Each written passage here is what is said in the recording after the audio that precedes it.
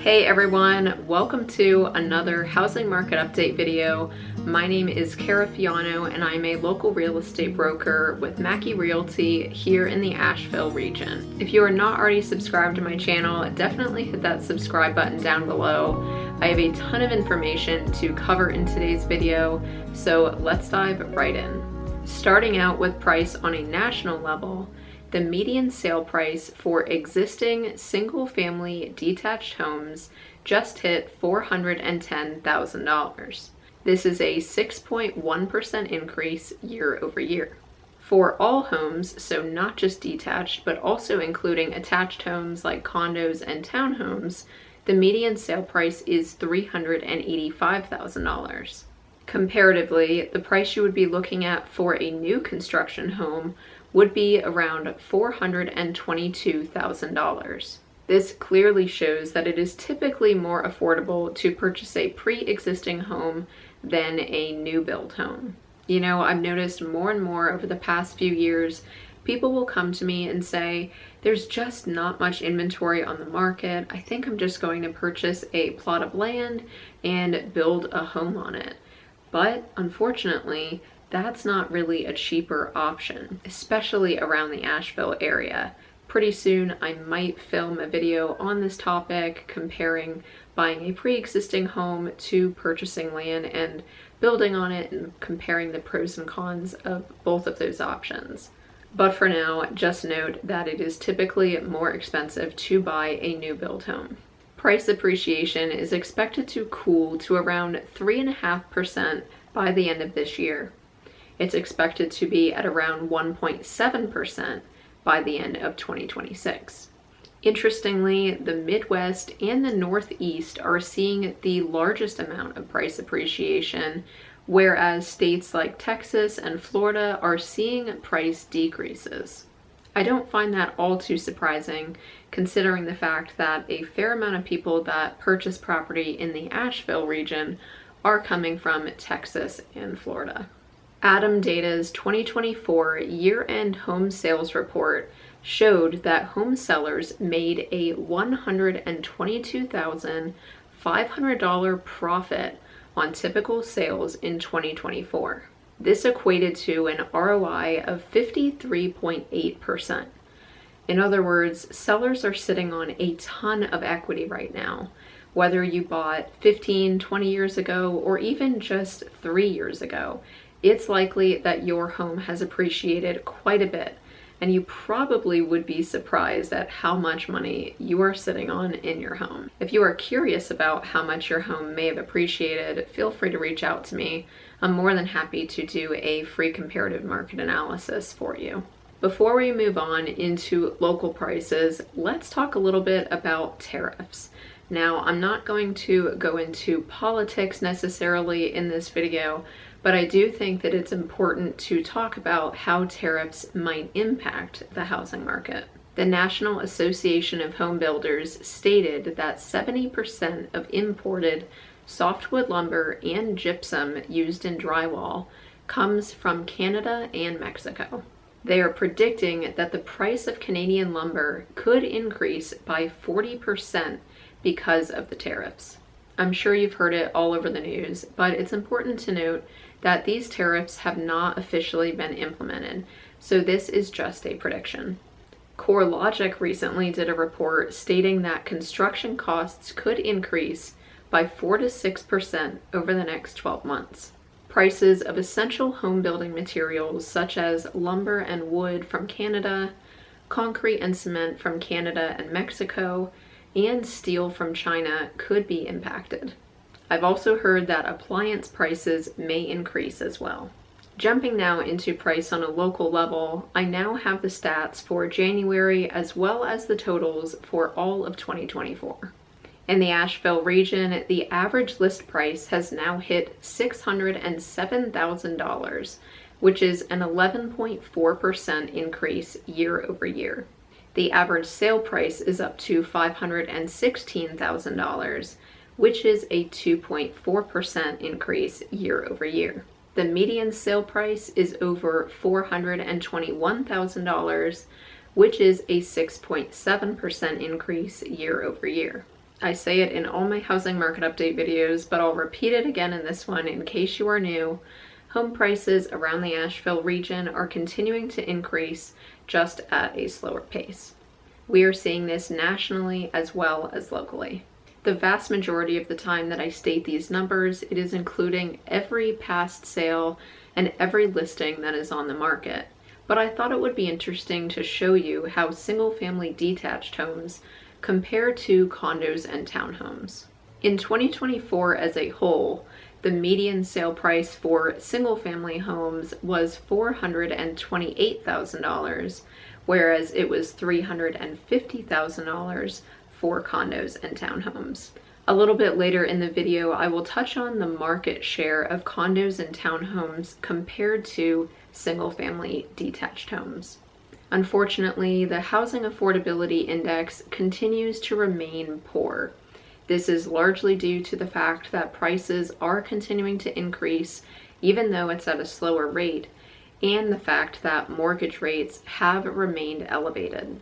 Until we start to see interest rates drop or a big surge in inventory coming on the market or prices decreasing, housing affordability will likely remain poor.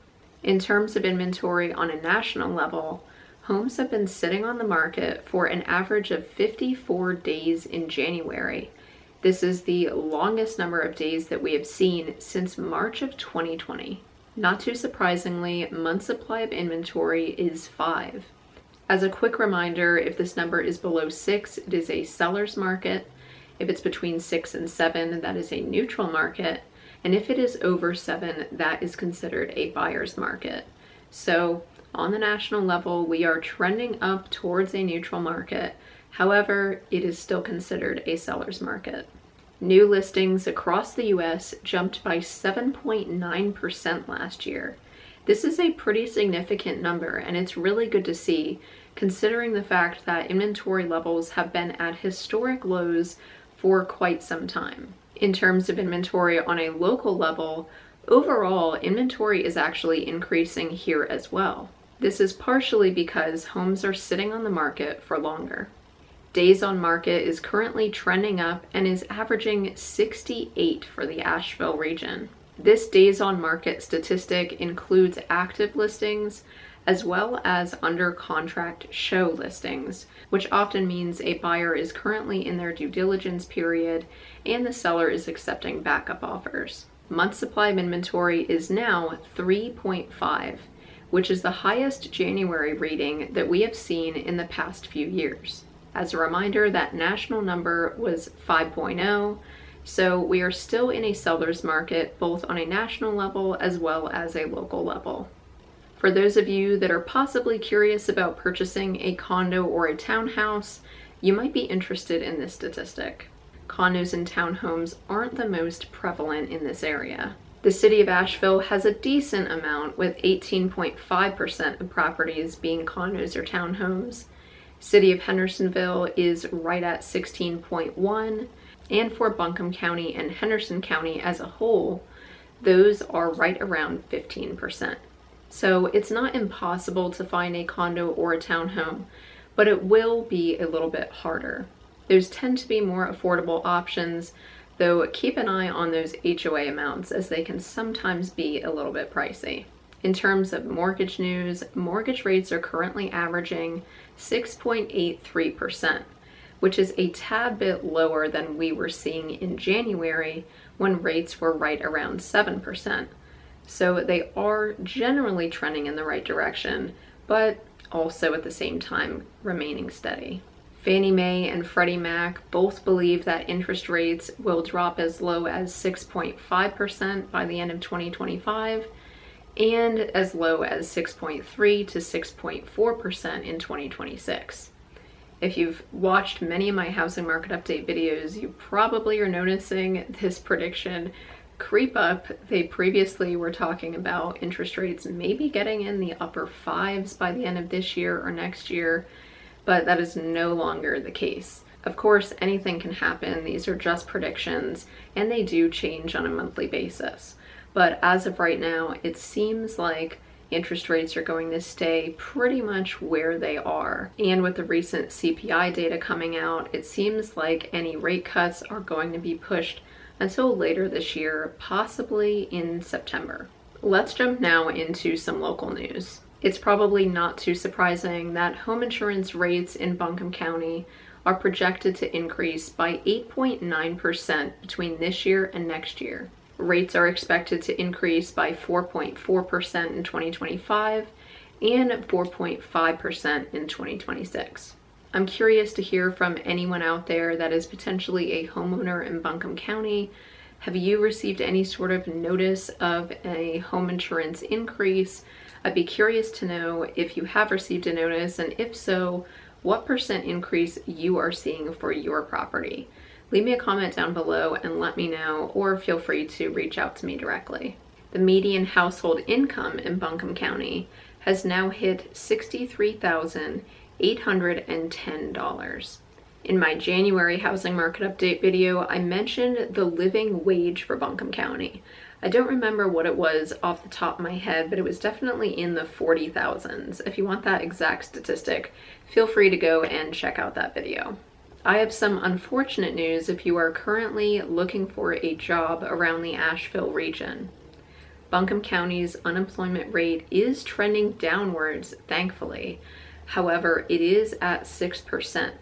It is tied with Madison County for the highest unemployment rate in the state of North Carolina. You may remember in a past video I mentioned the Woodfin Whitewater Wave Project, that's hard to say. That was actually delayed because of Hurricane Helene. However, they are predicting that it will be done by fall of this year. If you live in Buncombe County or you've been searching for properties in and around the city, you may have heard of the I-26 Connector Project. This is ultimately going to be an expansion of 240 on the west side of town in West Asheville. A few properties along the interstate there will be demolished in order to make way for this expansion. And I just read recently that this I-26 Connector Project will begin construction in fall of 2026. So certainly keep this in mind if you are considering purchasing property in the West Asheville area, or if you're going to be commuting through that area. I mentioned last month that the number of home sales reached 30-year lows. Unfortunately, the number of sales is expected to stay low going throughout 2025. Fannie Mae is projecting a modest 2% growth in existing home sales this year. However, they are predicting a stronger 8% bounce for 2026. One economist stated that over the past decade, the U.S. has averaged 5.2 million sales annually. According to her, it may take years before we get back to that level, and possibly not until the 2030s. Foreclosure filings recently saw a 7% year-over-year decline. I'm not 100% sure what could be causing this decline. I know that overall, in the grand scheme of things, foreclosure filings are still very low. That is oftentimes because a lot of people have interest rates currently locked in at very low rates, and if for some reason maybe they lose their job, they have an unexpected medical condition pop up, or any number of things, if they need to, they can oftentimes sell their property at a profit to avoid going through the foreclosure process. The last statistic I want to share with you today is around climate change and how that is currently impacting the housing market now and leading into the future. A new report by First Street recently determined that climate change could wipe out $1.47 trillion of real estate value within the next 30 years. All real estate as a whole currently totals to $50 trillion. So according to this statistic, climate change could theoretically wipe out about 3% of value. That may not sound like a whole lot, but we are currently undergoing an inventory shortage, and there are not enough homes to meet demand, despite the fact that we are inching closer to a neutral market. As I've said, it is still a seller's market. Soaring insurance costs will force some people to move and will reshape real estate prices nationwide. I think it will be really interesting to see how this changes over time. You know, historically, beachfront property was highly sought after, and it still is typically. But if insurance costs are becoming so high that they're becoming cost prohibitive, it's possible that beachfront property won't be the most sought after. Similarly, here in the mountains, I know that before the storm, a lot of different people would say, I would love to have a creek on my property. I would love to have a lot of trees. However, people are really rethinking how they look at properties and what the natural disaster risk is. So I think that this will be an interesting topic to watch as it develops over the next few years. If you guys have any thoughts on this or on any statistic that I mentioned today, I would love if you left me a comment down below. I always love to hear from you guys. I hope that you got something out of this video. Of course, if you would like a copy of my free home buyer guide, reach out to me at any point. I'm also happy to do a free comparative market analysis for you if you own a property in the Western North Carolina region. All right, everyone. Well, that wraps it up for today's video, and I will see you very soon in the next one.